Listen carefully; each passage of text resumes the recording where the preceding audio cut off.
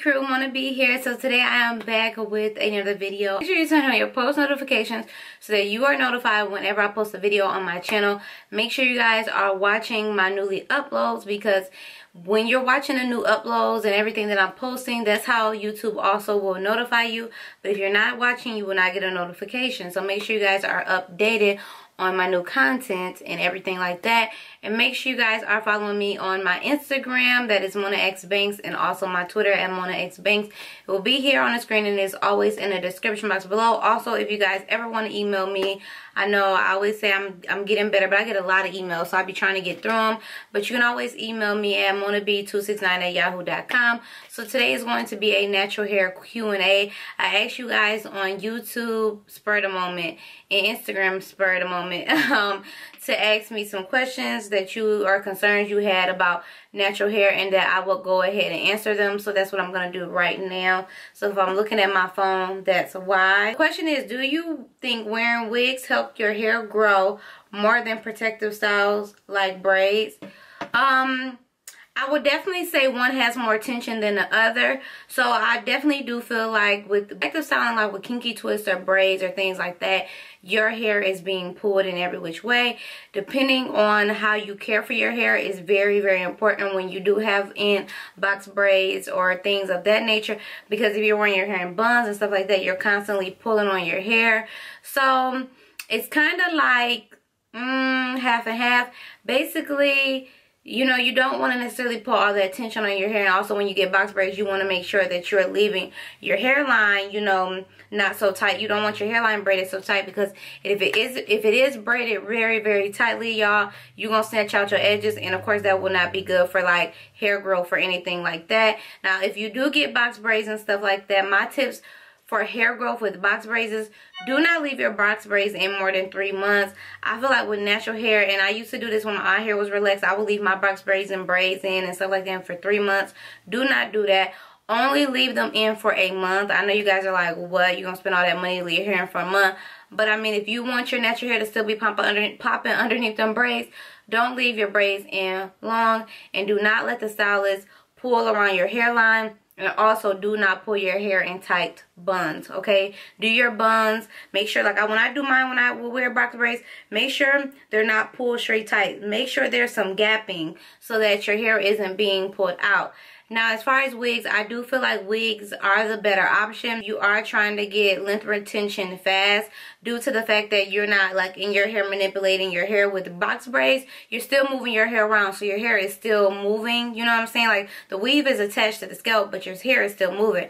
But with wigs, you can braid your hair down and simply put the wig on. You can also make sure you're oiling your scalp. You can also do this with box braids as well. But I do feel like it's a little bit more low maintenance wearing wigs and having box braids. They're both great protective styles, but at the end of the day, there is no manipulation when you have a wig on your hair, because the hair is not moving around. It's flat down. You're just putting something on top of it. It's almost like you're putting a hat on top of it.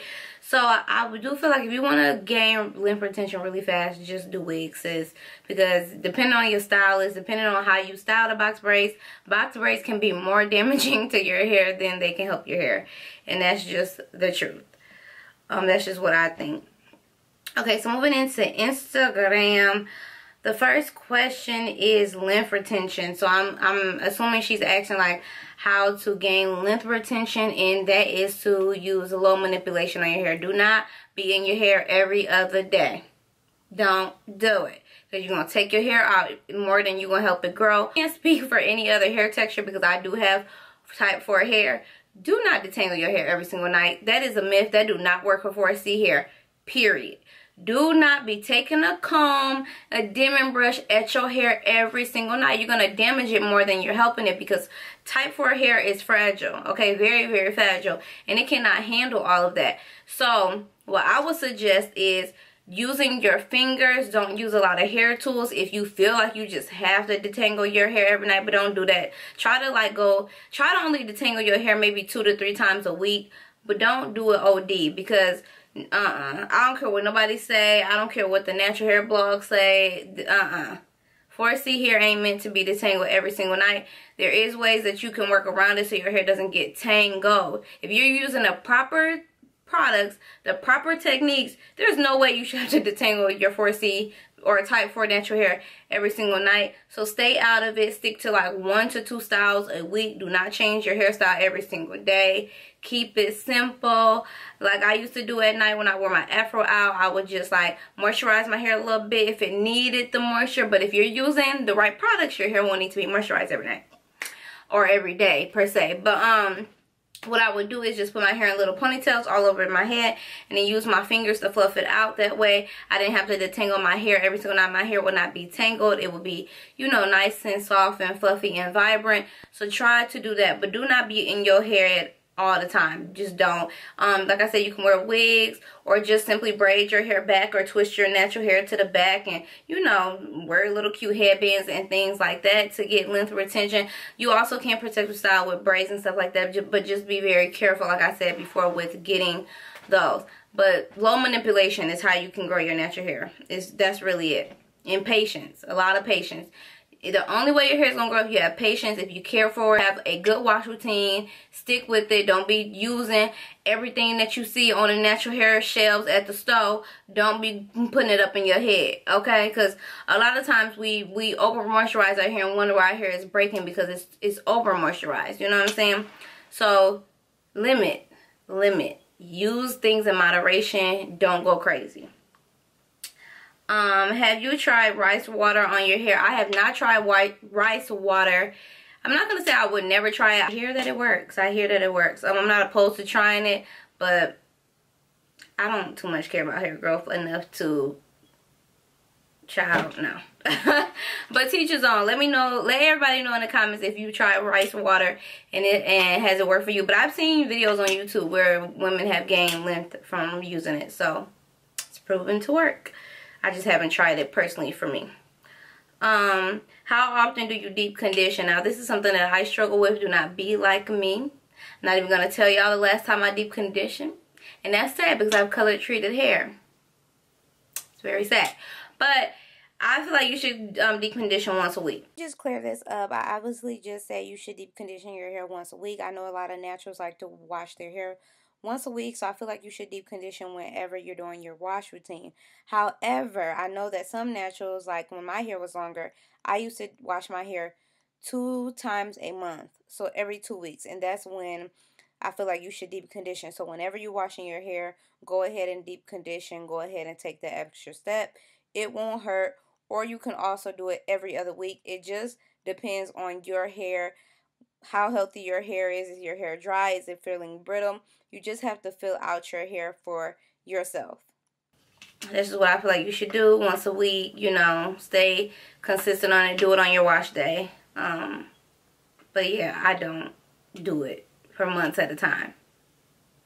But just don't be like me, okay? I'm gonna get better. One day I'm gonna be so committed to deep conditioning. It's just another step in my wash day, and I don't really like wash days. So, well, it's okay now that my hair is shorter. What are all natural deep conditioners do you recommend? Now, when I do deep conditioner, I really love the one from Natural Club, that avocado one. Bomb. Oh, y'all do know the last time I deep conditioned when I did that video. That was actually the last time I deep conditioned.